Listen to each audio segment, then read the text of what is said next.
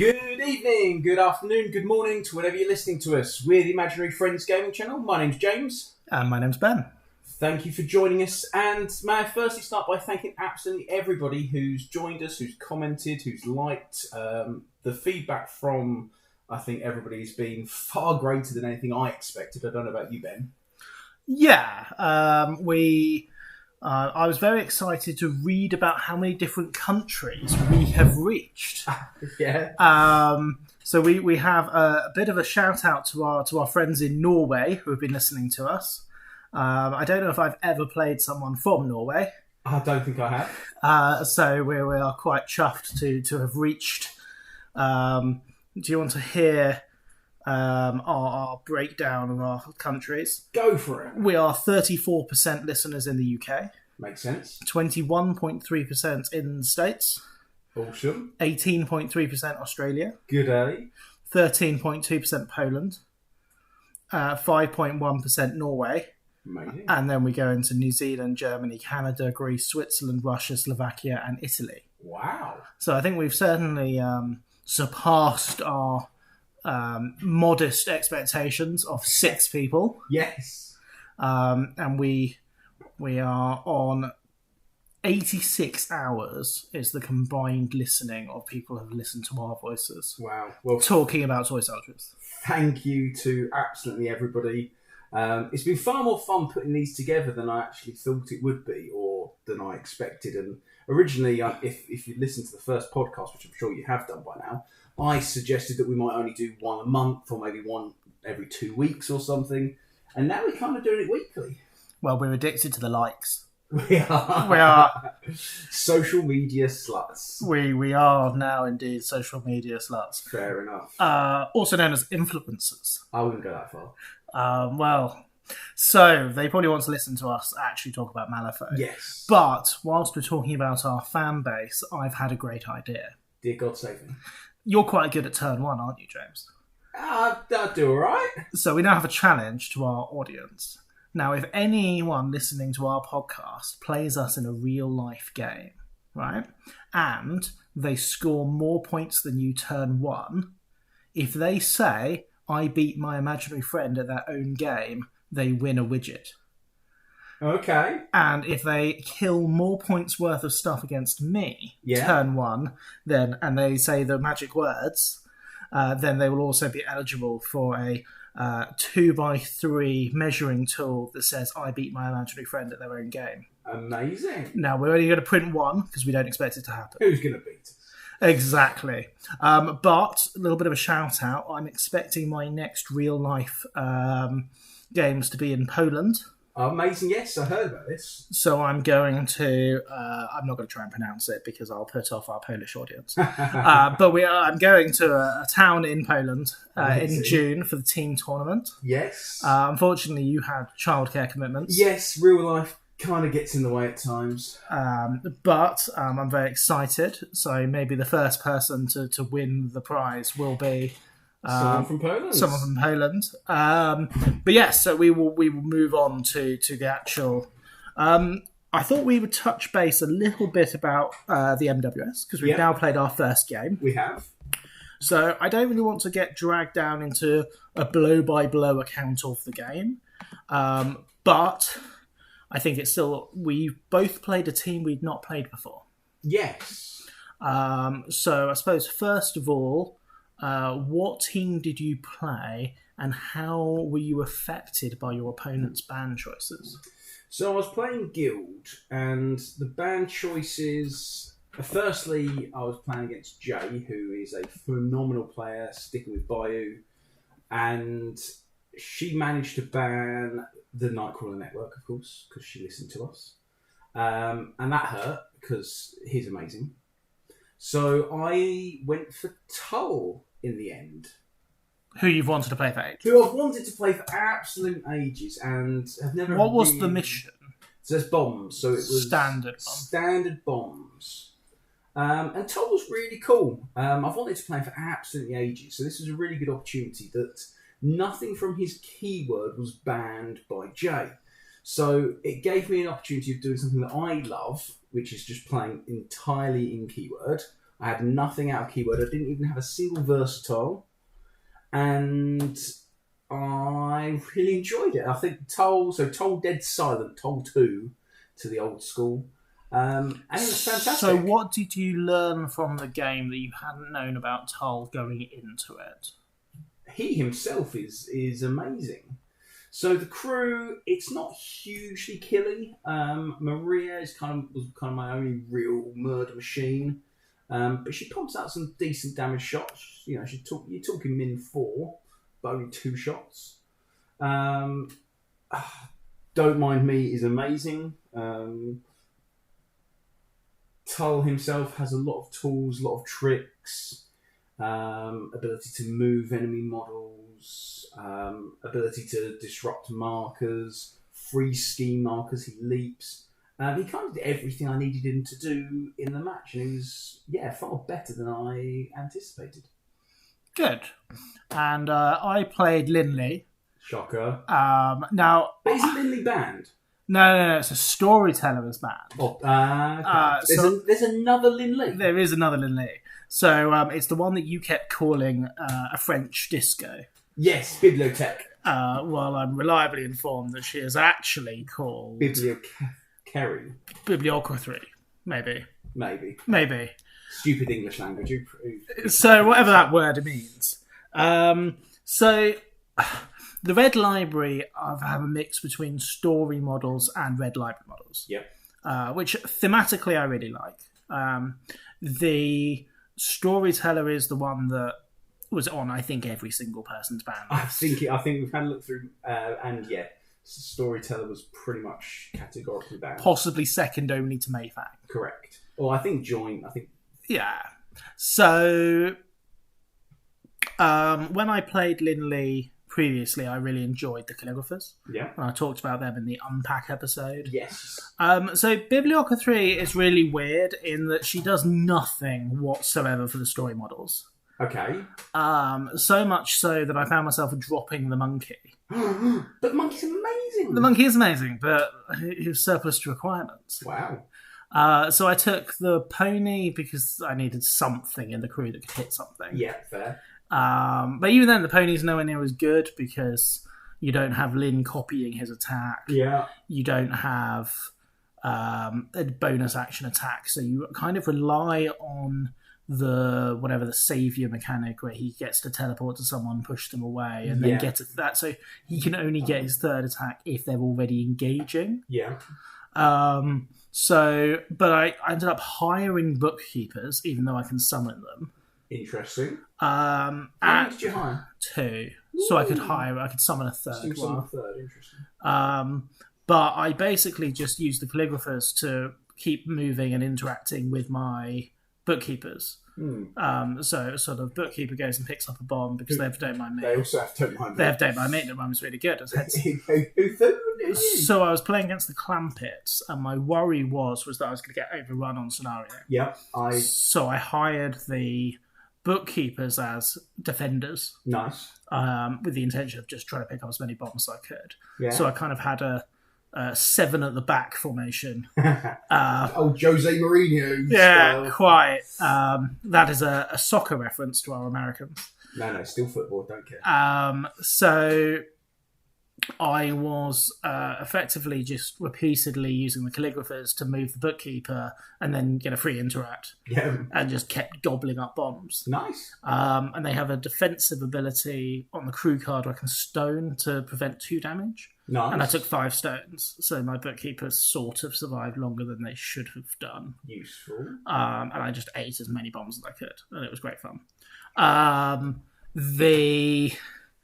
I think I killed 1 buckaroo. Okay. And then I don't think I attacked from turn 2 onwards because there was nothing. I was all the AP going into the bombs and the schemes. Yeah. And to be fair, it was really, really cool. I really enjoyed it. I think I've always liked the Red Library side of the faction more than the story side. So it was nice to play it. Unfortunately, the rest of the 10 Thunders contingent in the NWS had the same idea. Yes, so it's really interesting. There's been 10 matches completed, so 20 masters that have been picked. There's only been 3 masters that have been used more than once. Or Clampets. The Clampets, interestingly, no, because it's different versions of the Clampets we used.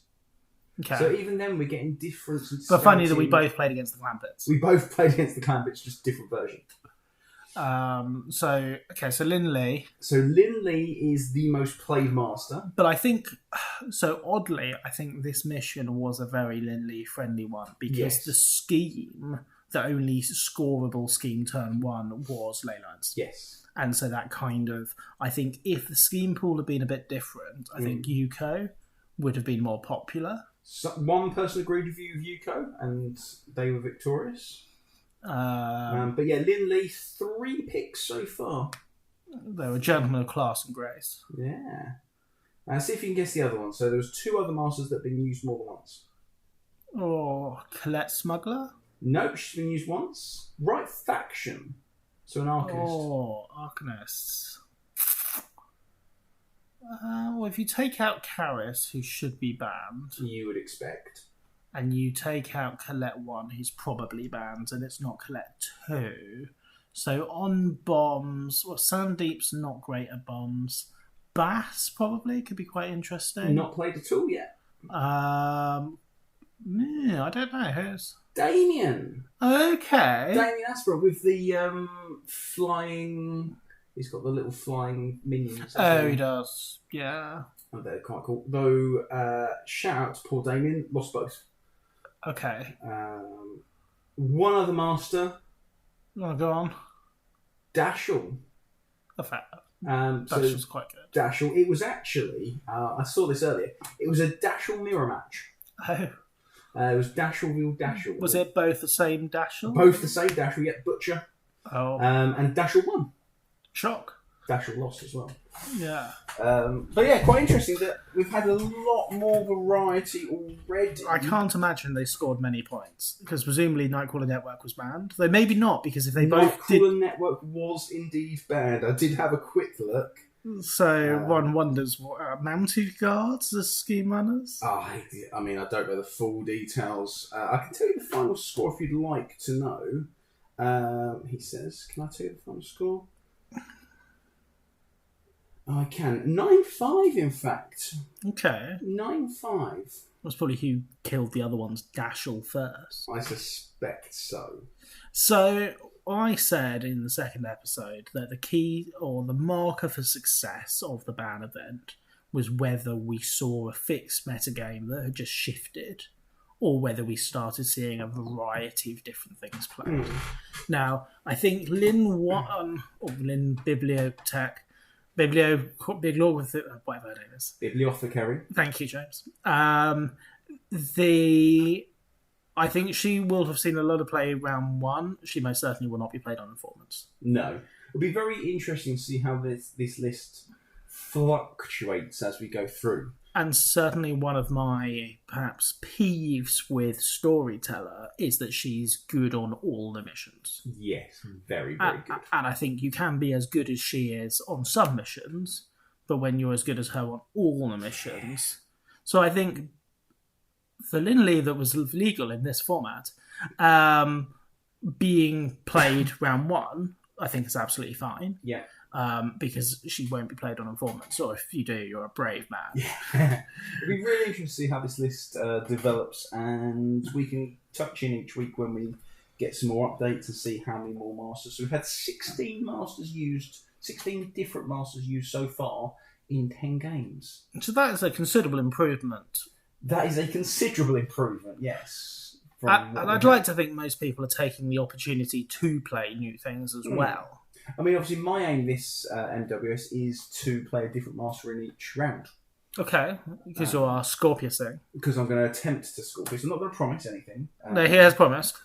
You heard it here. James has promised that he will Scorpius the rest of this MWS event. I'm amazed just to try out new stuff. And it's quite interesting when you know you're not going to get Mayfanged, which is always a ridiculously tough and sometimes miserable game to play when they rock up with a handful of Seviers turn 1. But it's certainly, we're not afraid, obviously, God forbid. I'm petrified of Mayfang every single time. But I'm man enough to admit my fears. But however confident you are, you still want to be playing a crew that you're comfortable with and you know can compete, rather than a crew that you just randomly wanted to try because you liked the pretty girl.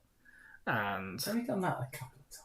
But did it work out for you? No, never.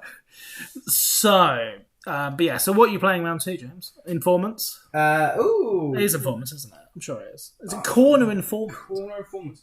I'm gonna have to check because the really interesting thing with bands, and this was mentioned to me by someone the other day. Actually, I was chatting to. Apologies, I can't remember who. But I can't really plan ahead because I don't know who I'm going to get, and therefore I don't know what they're going to have banned. It's fairly fixed, though, isn't it? It is, but there are some differences. Oh, I didn't say. The weird thing in my ban choices was that I couldn't use the Shadow Emissary. Okay. Which I kind of wanted to, because it's so weirdly the Shadow Emissary in Storyteller isn't as good because he's not a story model. No, he's not. He only has the red library keyword, not the story keyword. But in Lin 1, who's red library? He's a red library. He suddenly becomes quite cool. Okay. So I had wanted to play him, but he was banned with extreme prejudice. Everybody say for Ben. Well, I think this was a mistake because if you ban him, you're not banning the lady from Misaki who makes the entire crew work. Yamaziku. And if you don't ban her, then you just get murdered by Misaki. That's fair. So, but either way, so I'd have liked to have used the Emissary, and perhaps at some point in the non-bans format, I will play her. But it certainly made me want to play her again. Okay, that's good. So I look forward to that. Right. So we've talked about the MWS. We've talked about us. We have. We should probably give them some actual content. I suppose so. So today, I want to talk about plant explosives. Specifically plant explosives. Okay. So plant explosives is a bit of a weird one in the sense that I think some of the other strats are a bit easier to solve. You take informants, you kill their models, they can't stand on the points. Okay. You tend to win. Fair. Boundary, I think, rewards alpha scenario more than plant explosives. My favourite. Because trying to push all of the points back takes a huge amount of investment. Yeah, lots of AP needed to push points. And we talked about the fact that on Boundary, your scheme runner is generally not standing next to the strat. Yes. Whilst on bombs, they tend to be. Either to defend the bomb from being picked up or just because they just dropped it. Yeah. So it then becomes, you almost have this snowball where you lose control of the game and you run out of models and all your bombs get picked up. But also in bombs, you can have the opposite problem of your models aren't over the halfway line and you just can't drop enough bombs to be relevant. Yes. And if you don't have a way of stopping their bombs because they're standing on all of their bombs, you sit there awkwardly going, I just can't pick up your bombs and I can't get my models over the halfway line to drop their bombs. And because it has that 4-inch aura of you can't place a second bomb, you kind of have to plan ahead a little bit because you can't just run all your people just over the halfway line and drop bombs. No, not from a bubble anyway. You have to spread a bit more. Quite. So, I wanted to go into a bit more detail. So, when we first played the beta, however it's pronounced. Beta. I've never worried about how I pronounce things before, but now I'm an influencer. You say so. So it's okay, because no one can tell the difference between us. So they probably think it's you that can't speak properly. It is Ben that cannot pronounce things. Promise, not James. Ben cannot pronounce things. So when we first started playing 4th edition and we started playing bombs, and now we're playing bombs, has your opinion on bombs changed? Mine certainly has, and I don't know if I've come to a conclusive and concise answer even still. No, and I think that's why I wanted to talk about it, because I don't think I have either. So, I know there's a lot of talk at the start of carpet bombing. Yeah, there was that Colette list, wasn't there? That could There's a drop Colette 11 bombs, Yuko. Yuko 11 bombs that were just designed to literally drop as many bombs, Well, 11 as they physically could, and then just attempt to win on the strat that way. And it never really took off. It never really gained huge momentum. I don't know if that's just because it's really boring to play. You have a lot of really cheap, boring models, and you do your thing, and then you spend the rest of the game hoping to flip well. Yeah, I can see that. But either way, I agree. I don't necessarily think that dropping 11 bombs... Well, I mean, if you could drop 11 bombs and have a well-rounded list... But you're not going to have 11 well-rounded models. Quite.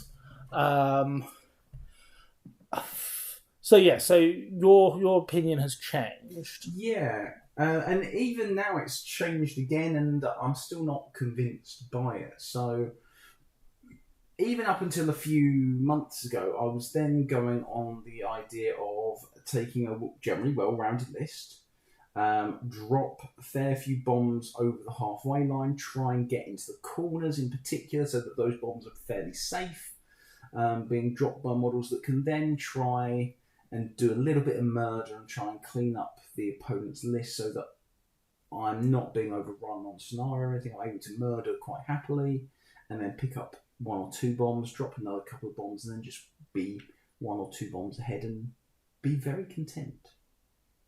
You sound content. I don't know if I am. Well, it sounds great. Why don't you just do that? Yeah, I found it works sometimes, but I think you have to be flexible, because if you try and do that against maybe Colette, who's dropped 11 bombs, you're then struggling to drop enough bombs, and then you've not got necessarily. We talked about in the list building episode about that relativity of you look at their list and you decide whether you're scared of them or not. Yes. And that goes from both scenario and attrition. Yes, because my next point was going to be, you look across the table, instead of seeing Colette, you see Dashel. With 2 mounted guards, scheme runners. And then 2 executioners, and the sergeant, and Queeg, and you're going to get your head kicked in. Yeah. And then it's a case of, I'm now not necessarily scheming enough to overrun him on scenario, and he's going to kick my ass faster than I'm going to kick his. So almost that middle ground I felt could be... A liability, because if somebody's gone for one of those extremes... I almost think the opposite. I think when you play one of those extremes, you only have one plan. Yeah. And I think if you're a stronger player, then having one plan is a huge disadvantage, because the strength of a good player is that they are versatile. Yeah. You know, they don't lose the game because one bad thing goes against them. I'll give you that. So I think if you go all in... I mean, you take a poker player who's an incredibly good poker player. If he goes all in the first round, loses. It doesn't matter how good he is. Yeah. And that takes, I think, the better player wants to have a long game and win in all the micro decisions, rather than, you see this, I talk about it lots, but this whole trying to win the game in 2 moves, this trying to, I brought a list that's so powerful, I'm going to do this thing and I'm going to win the game. So it will work against a weak opponent, but you're not going to be a really good player like that. Stop trying. Just focus on getting your fundamentals right, play the rest of the game really well. Yeah. Don't worry about gimmicks and trying to have this... I mean, Mei Fang is the perfect example of this, which says the complete opposite of what I'm saying, because Mei Fang can win you the game like that. But even then, you can lose very easily like that as well. Yeah, if you flip badly.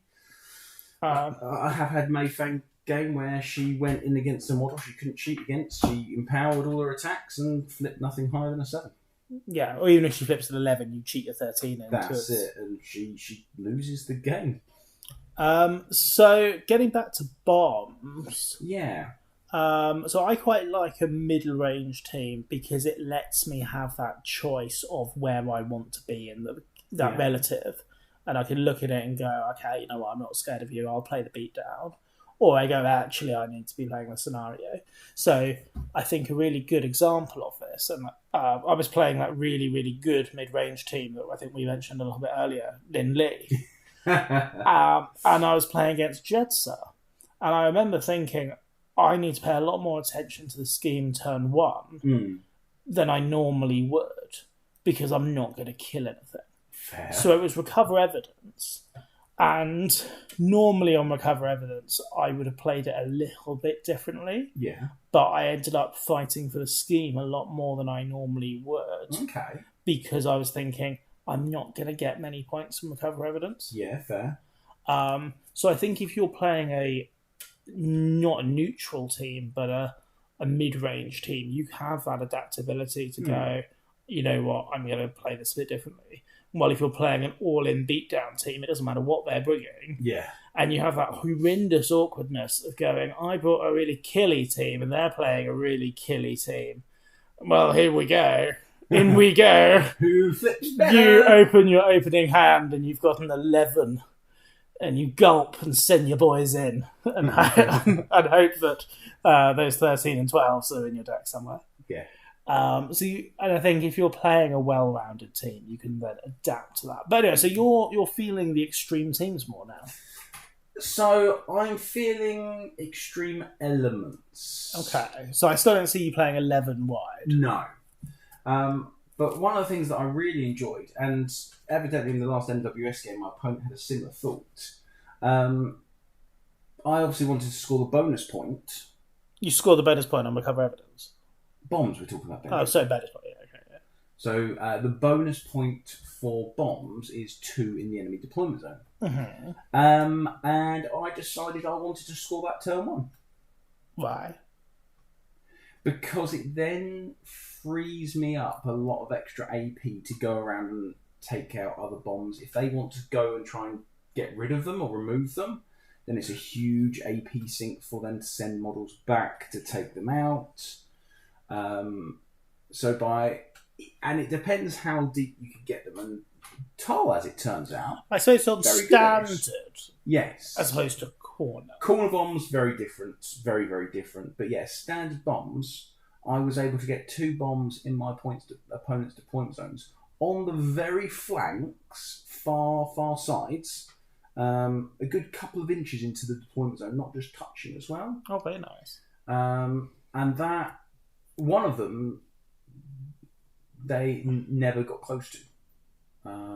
It was a free bomb. I left it there. I walked away from it, and because Jay was trying to put down bombs on my table half, and actually tried to do the same, tried to get bombs in my deployment zone turn 1 as well, which is really interesting. It meant that. So how did you prevent her from scoring the bonus point without falling into the trap you just said, having to run models backwards? I left the model back. Yeah. And I think the deployment style of Tull was more advantageous on standard to the deployment style of Clampets. Because she had to bubble everyone up, so everybody gets the drift tokens, everyone then jumps to the markers. Yes, Clampets on corner. Clampets on corner, amazing. But on standard, I think she was very central. Now, what that meant was I was able to have 4 people, 2 on either flank, who could go up and get 2 bombs in the far corners. I mean, standard, it's not very far, is it? It's 20 inches? It's about 20 inches to get it in there. And Toll has some tools to really get those models up quickly. Cost me a lot of stones. I spent 4 stones turn 1. But gets you that bonus point. It got me the bonus point. And it meant that I could then leave those markers completely alone.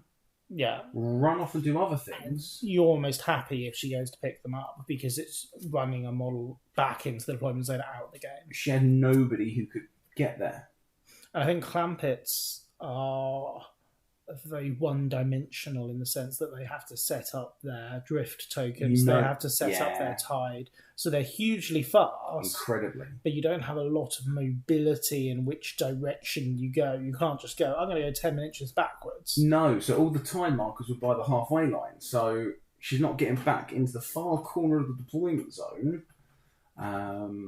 easily. So that one was basically given up on, and it allowed me then to get my other models to then do other stuff. And again, don't mind me on Louisa. Louisa never once put down a single bomb.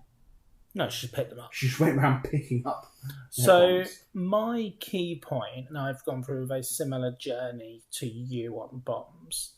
I think you have to have a plan for each bomb. Yeah. I think that's possibly the most well-rounded way I can say it. So if your plan is to drop it in a corner so that they can't reach it, then that's fine. Yeah. If your plan is to sit a model on it so they can't pick it up, then that's also fine. But I think you have to be quite considered with your bombs. Fair. And considered with your positioning of how you get to the point where you're putting them down.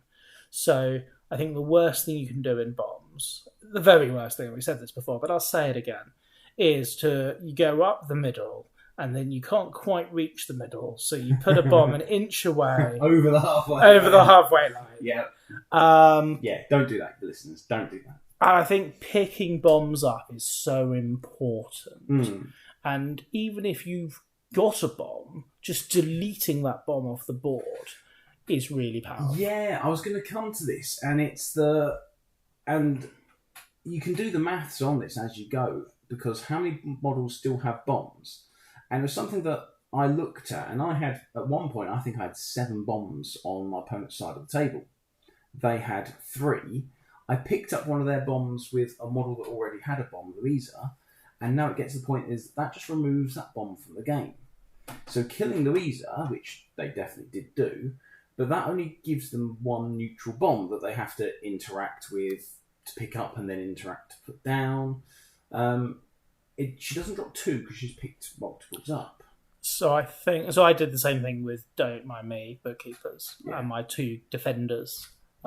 Spent the entire game just picking up, and they picked up about 5 bombs each because they had calligrapher support and map, just moving bookkeepers around. It was glorious. But so what that does nicely for you is by removing those bombs from the game, it means even if your opponent goes and picks one of your bombs up with a model that doesn't have a token, you kill that model, the bomb comes back down. Well, I didn't because I was playing. Oh, of course, yes. But I think if we're trying to be more specific, and we're certainly not the finished article here yet, guys, but if you say you need to have a plan of how you're going to deal with your opponent's bombs. And I think the problem with the 11 wide list is it's focused proactively on dropping your bombs, but you don't have any plan of what you're going to do about theirs. No.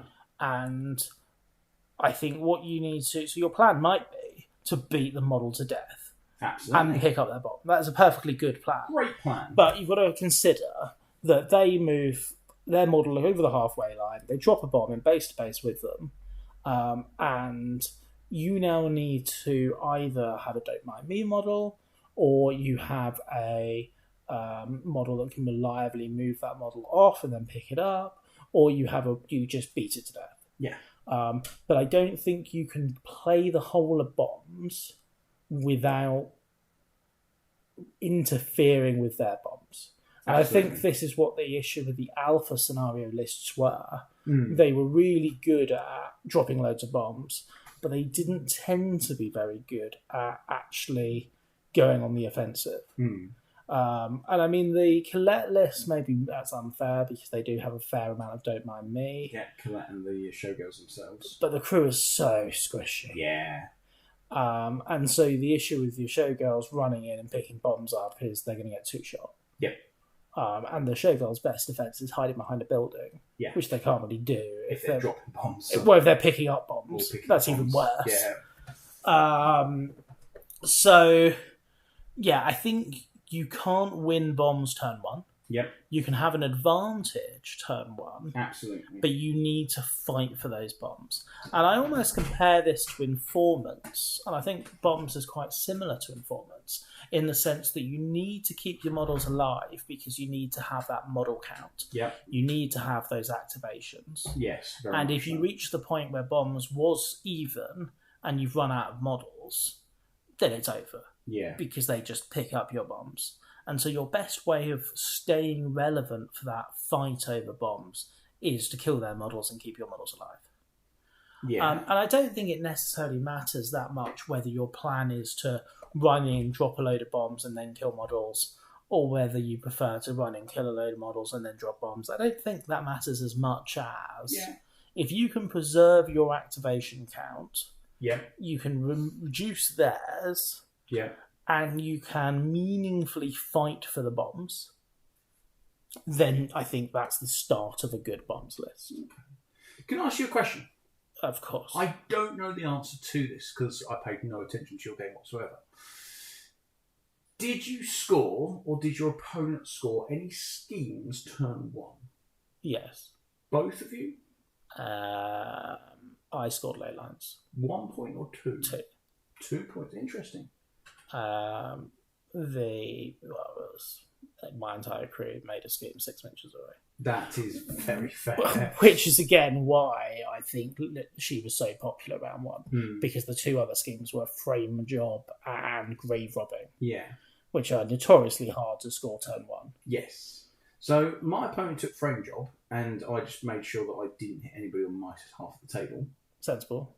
And I took ley lines, but I invested effort to try and put the schemes down, but she was able to get models close enough to them that I couldn't actually get the point for. Oh, so I did final activation, I had last activation. Lindy goes, Lindy places a scheme 6 inches away, she walks. Interacts and then places another scheme mark 6 inches away. She can only do the stacks once. Oh, can she? Oh, that's fair. So I think my effigy had placed one in a random corner. Yeah. And so she had the choice of, does she go and stand next to a random marker in the middle of the board on the far edge, out of the way to fight an effigy. So obviously hadn't man marked that one. Yeah. And then Lindy just put 2 out. Easily. That's fair. But my hope was that because it was a ley lines map, I'd be able to eat one of her schemes to make a bookkeeper. But sadly, she didn't go for ley lines. She went for grave robbing. Ooh, tough. Well, it was kind of set up. So Clampets have a fair amount of kidnap.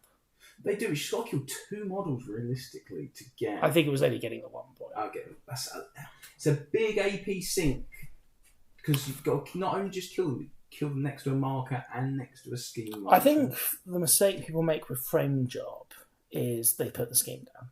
Yeah, you just take 1 point for it. Yeah, I think the second you put a scheme marker down in the middle of the enemy half, activation 2, it telegraphs it so much. Little bit. Whilst I think you just run in, do something normal that you would do, and just take the 1 point. Yeah. So with bombs, I think deceptively it's closer to informants in the sense it's a killy mission than it is a schemey like boundary. Yeah. Which interestingly makes boundary the only major scenario, because we'd always say that informants and recover evidence are the killy missions. Yeah. And plant explosives and boundary are schemey. But I think, Colette plays explosives really, really well. Obviously, she helps that she can just pick them up from wherever she likes. But even then, Colette's issue is that if she doesn't have... if you play against Colette and she has all her models left at the end of the game, you've lost. Absolutely. But I think neutral or mid-range teams can compete in that game. I think you just have to be, again, very deliberate with what you're doing with your bombs. Yeah. And I think... I'm trying to be a bit more constructive than saying don't randomly walk over the halfway line and drop a bomb, because ultimately that is what you need to do. Yeah, and we've said it, but I've seen it so many times. No, I don't mean the whole dropping it 1 inch away. Yeah. I mean... even just walking the model up aimlessly, dropping a bomb. Yeah, it's perhaps the leaving it unsupported. Yeah. So what you want to be able to do is leave that bomb marked And then either that's where your sphere of influence is. Yes. So if we go back to the last episode about threat ranges, and if you've got support nearby, in this case I mean a big bad killer, you may be trying to bait them in to commit a killing model that you can then counter. Yeah, or you go, if they want to come and fight me for this bomb, then they're going to have to come and fight me for the bomb. Yeah. What you don't want to do is leave your scheme runner isolated, inviting them to beat him to death, and then just pick your bomb up. You want to go, if they want to come in and either move my model off the bomb, or don't mind me, or whatever it is that they're doing, you need to have a way of responding. Fair. So yes, you do need to indiscriminately walk your guys over the halfway line and drop a bomb in base to base to themselves. But you still need to think about your fundamentals that you would think about if you were playing Recover Evidence or Informants. Yeah. Of, am I leaving this model randomly in the middle of nowhere with no support whatsoever, at which point you've just given up three activations across the game and your bomb for not a lot of... the other thing I think is really interesting about bombs is the significance of the halfway line. In what way? There's that double swing where if they leave their bomb just over the halfway line and you have a model that can bonus action move, you can bonus action move, drop your bomb, and then pick theirs up. Yeah. Or if you don't have a bomb, just go over, pick their bomb up, and put it immediately down their half. Yeah, I think that's such an impactful swing. 2-point swing. I don't actually know how far deep over the halfway line you need to be to prevent that. Are we talking a 50mm base or a 30mm base? Well, there aren't that many schemy cheap 50-point models. No, so if a 50-point model wants 50mm model wants to do that, then. So if we go for a 30mm model, you need the inch and a half. So it has to be over an inch and a half into the enemy table half. So it's going to be about 3 inches or something. They can be in the middle. So I suppose to get it over, you've got the 1 inch base, an inch plus the extra inch. So yeah, maybe just over 3 inches total. Yeah, so I think it's probably good practice if you can to get it over 3 inches. Over 3 inches away, because then they have to pay that tax of lugging it over the halfway line. Yeah, pick it up, walk again. Yeah, and when you place it just over, they can place it back on the other half and still be basing it. Yes, which is really problematic. A bit awkward, really, isn't it? So, how much of turn 1 do you spend on bombs, and how much you spend scheming? Because it sounds like in your game that you just played, you didn't score the scheme. Didn't score the scheme turn 1. I did get 6 points on schemes throughout the game. Interestingly, I didn't score the scheme turn 1. I didn't score the strat turn 1. So they would have got the prize. No, because I did get the bonus point and they didn't. Oh, okay. So it was 1-1 at the end of turn 1. That's all right then. And I was kind of okay with the positioning. I was slightly up on attrition. I'd done some decent damage across her lists. But in terms of what percentage do you put into bombs and what percentage do you put into the scheme? So I think it possibly depends on how schemy and stratty your opponent is playing. If your opponent's not bothering to put down a single bomb, you can focus a little bit more on the schemes to try and make sure you score that. Also depends what is the scheme. Is it an easy one to score? Is it a hard one to score? Do you have last activation or not? And that's a big one. I didn't have last activation. So Jay had activation control, which allowed her to kind of stop me doing last activation shenanigans, which hurt me on the schemes a little bit. Mm-hmm. So for all the reasons that we mentioned last episode. all the reasons we mentioned last episode. So it's really interesting that actually all of those things played a factor into how I played turn 1. You mean you didn't just have a flowchart that you did in every game? No, sadly not. Oh, so that's how you play Clampets. But again, I think perhaps my reluctance to play Clampets, and I do like the look of them because they're all fish riding things. They're awesome. I played them I think that they are that crew of they go in one direction and you hope for the best and you fling yourself through the tide pool and you hope that you can drop the bomb and you hope you can do all the things. And if there's Butcher on the other side of that whirlpool, you sit there awkwardly. But you can't just stand in your deployment zone and go, I'm not going through. No, I think so. I love Clampets. I think they're a fantastic crew for bombs. Corner bombs in particular, they are phenomenal at. They can get bombs into the very, very corner, the safest places on the board. Very, very easily turn one, which just makes them so efficient then going into turn two and for the schemes as well. But so Clampets, you'll always start with Mel giving a token, a drift token to everyone. Drift token to everybody. And then you get out. She then drops some tide. Yep, she then generally drops 2. And 10 then inches away. Your 3 buckaroos can jump through them, dive through to the other side. Yep. What in the list gives you that agency? What's your models that aren't already in the flowchart dedicated for doing something, but your opponent is so? Without talking about your game specifically, yeah. How do Clampets then? Because Mel can kill things from turn 2 onwards. Mel is a monster turn 2 onwards, and she absolutely obliterated a couple of my models, though the Red Joker did help. We're not bitching about specific moments, James. I specifically said. But in general... But Mel's not doing that turn 1. She's not, and that's a massive loss, I think, to them. So the Clampets themselves are quite funky, and they've got a long range, they attack willpower. They have a stone trigger on their attacks. They've got a 3-inch reach. The stone trigger places you within 2 inches of them. So potentially kidnaps you 7 inches. So does it move you or them? Moves you. Okay. So they can leap 6, charge 6. So they can go good. And then teleport the target to the other side. To the other side of them. But then they just get beaten to death by a bunch of pillow-fisted wet fish. Well, Bog's pretty scary still. Okay. And all of their models for a stone can get the 3rd attack as a signature. Okay. So Bog can put out 3 min, 3 attacks, stat 6 against willpower, likely all on a pos to hit. Okay, so they can be a bit... They can, as I say, if they kidnap you, the stone is a stone trigger to kidnap you after the attack, so you don't have to spend the stone and then fail the attack. So you go, I hit you, oh I missed, I hit you, oh look, I got the attack through. I'll kidnap you 7 inches. And obviously it helps that Clampets themselves are unkillable.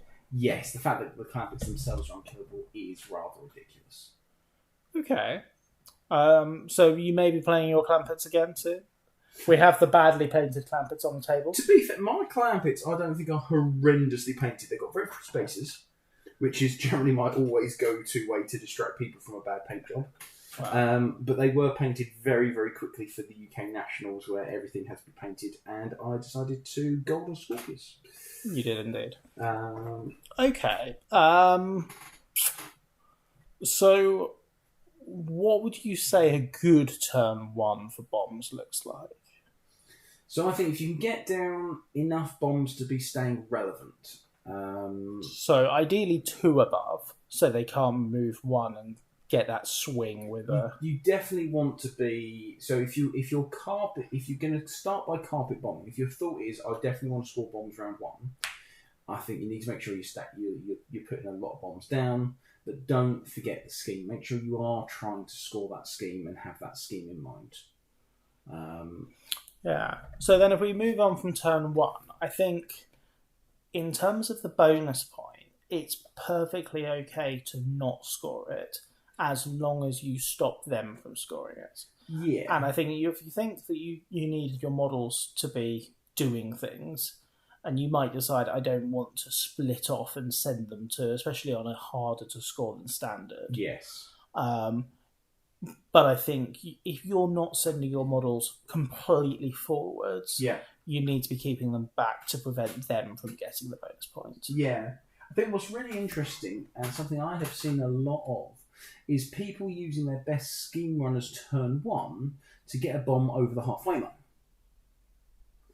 However, they've then got no one left. So on something maybe like flank, They move them up, their best scheme runner up, they put the bomb over the halfway line in the corner or something, they feel really good about themselves. But what models have they then got to put a bomb in the enemy deployment zone? Yeah. So is your really good scheme runner having to pick up his own bomb and then Well, surely the objective is that they'll go pick up one of their bombs and then take it to the... Try and take that. But if you're doing that with a scheme runner, your scheme runner has to either then have Don't Mind Me, which there's only... I'm sure I counted this. I'm sure I counted it in Is 11. there less Don't Mind Me in There's 4th? a lot less. I'm sure there's only about 11 Don't Mind Me models in the entire game now. Well, Manacle Cackle then on his crusade. Of trying to... There was... So in the open beta, there was that ongoing thread where Cackle, I think I'm going to take my hat off. I don't know if he plays anymore, but I think he was ahead of the game here. But he was highlighting the importance of Don't Mind Me, especially because of the change that you can't interact with strategy markers, which are based. So there's 14 Don't Mind Me models in the entire game. And you have a list that you prepared earlier. I certainly can. Shall I say how many I can guess? Do you want to try and name them? Okay, so Louisa. Of course. Eva. Yeah. Trixie Belle. Yeah. Okay, let me see. Bookkeepers. Yeah. I tell you what, do you do the factions? So there's one. There's one in blue.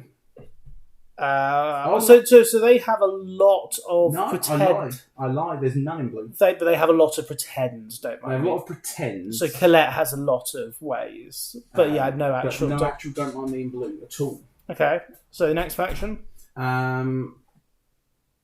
Explorers. Well, Eva. Yep. Vernon Wells has a pretend one, but they don't have a real Correct. one. How many more are there? There's 4 in total. There's 4. Yeah, Explorers are OP. Because Cackle was playing most of them in the same list. It was really, how am I? This is embarrassing. I'm supposedly the number 1 Explorers on Longshanks. Your rating is the highest. I mean, there's one that you have used an awful lot as well. Oh, really? And they're BS because they can do it at range. Oh, the Lamplighters. Lamplighters. Yeah. Okay. So Lamplighters, Ava. Who's a good boy? Oh, Ula or no Artemis. Artemis. Yeah. And who's the 4th one? What? Someone who has seen no play. He used to be a versatile model in a huge amount of crews. Now he is loyal to only one crew and never sees play. Who's that? Winston Finnegan. Oh, of course he is. Yeah, no, I should have known. Yeah, fine, okay. Yeah, well, no, I think he probably would play in Anya, surely. It's just no one plays Anya. Yeah. Which is sad. Though, shout out to the Grog Dog. He is playing Mono Syndicate this... Is he? Yeah. Oh, go on. He was told by his community on Discord that he's playing Mono Anya. So I'm really excited to see how that... I think, Pick up the Grog. I think Syndicate were hurt during the beta because card draw was being clamped down on. Yeah. And they kind of decided they wanted to keep it being their thing, but needed to make the rest of them weaker. Well, I think it probably would have been better to just remove the card draw and make the models good. Yes, I would agree with that. But I'm very excited to see how he does. Fine. So should we do another faction? Go for it. Guild. Well, Louisa is one, and there's one other. They have another one? They have another. Who you have played. Of course I have. I've played an awful lot of models. It is the Undercover Reporter. Undercover Reporter. Okay. I tell you what, there is 3 in Neverborn. You will get, I reckon, 1, maybe 2. There's one that you are going to miss. I think I'm going to miss all 3 of them. No, come on. There's one, a really obvious one. Should I come prepared? No, I just played Marcus. I don't know anything else in. It's not in Marcus. So, versatile model. Let's go versatile model. Versatile model. Really good. Can jump around. Oh, Capelius has it. So Capelius does, not the versatile model, but yes, No, well done. Capelius has it. That was the half I thought you might get. Oh, good. There's the obvious one that you haven't got yet. It's not Syzygy Sisters. Do they have? No. They have Verstiles that aren't the Syzygy Sisters. They do. All right, so Vasileva, Wicked Doll. I'll go through all the Versatiles. The Doppelganger. Doppelganger. And there's one other. All right, what? Okay, so no. Who you're not going to get. No, okay. And to our listeners, you're going to enjoy this greatly because the first thing that Ben said when he said about Neverborn, it's not in Marcus, I don't know it. Oh, it's the stupid moles. The stupid mole man! So I tried, it's embarrassing, I tried to persuade, there was a discussion in the aforementioned beta about what the totem in Marcus should be. I remember this discussion. And they were like, well, we've got a limited amount of models it could be. And I tried really hard to get the 3 Molemen as a sort of Moleman syndicate network underground as the totem. Would have been awesome. And obviously, it did not happen. Yeah, 4 point, the cheapest model with Don't Mind Me in the entire game. Yeah, they're not good. Anyway, enough of that game. I'm sorry for our listeners that had to spend the last 10 minutes listening to me forget models.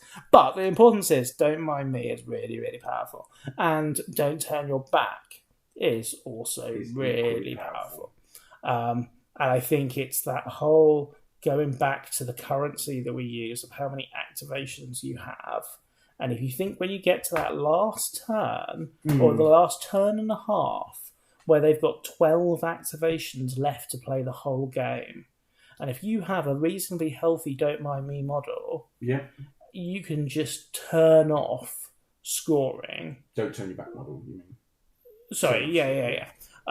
So if they've got 12 activations left to play the whole game, and you've got a healthy Don't Turn Your Back model that's going to man-mark one of their important models. It really helps. But also, when you get to that activation alternating and they've got 2 models left and they activate the one that was already man-marked, you're now free to just get man-mark the other one.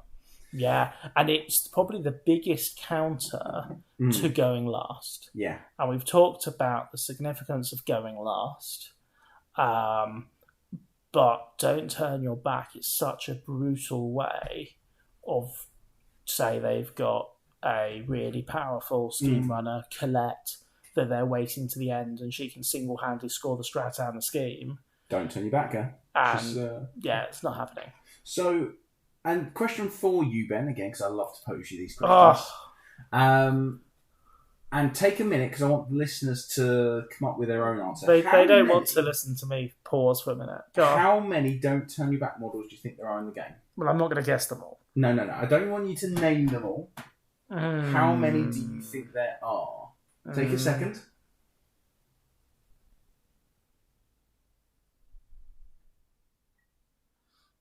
I'm going to go 35. 35. Well, listeners, you can decide higher or lower. It's higher. Yeah. Because I remember looking at a lot of factions and thinking how many. So Nakima, both Lilu and whatever the other Lilu is called, has Don't Turn Your Back. Lily too, yeah. And there's a lot of factions that have. So Don't Mind Me seems to be limited as 14. Well, no, but also they don't like to have more than one of it in any keyword, and a lot of it's loyal. Yes. While Don't Turn Your Back, they seem quite comfortable giving out quite regularly. So regularly, in fact, 59 models. Yeah, I'm not surprised. So 59 out of 798 models in the game. So 1/16 of the models in the game have Don't Turn Your Back. Including some that really just like, why do the chickens have Don't Turn Your Back? Why not? Because you should never turn your back on a chicken. That is a known fact, Ben. Don't turn your back on a chicken. And I think that is a very good place to end this episode. We will see you next Friday. Hopefully Friday becomes your favourite day of the week. Yeah. Or Saturday morning. so that whilst you're walking the dog or some such, you can be listening to me completely fail to remember any models. And you see, listeners, those that ask the questions always look smarter. So I'm going to keep asking them, and Ben can keep. But if anyone wants to pose the questions that I should ask James, don't put them in the comments because then he'll read them. But message me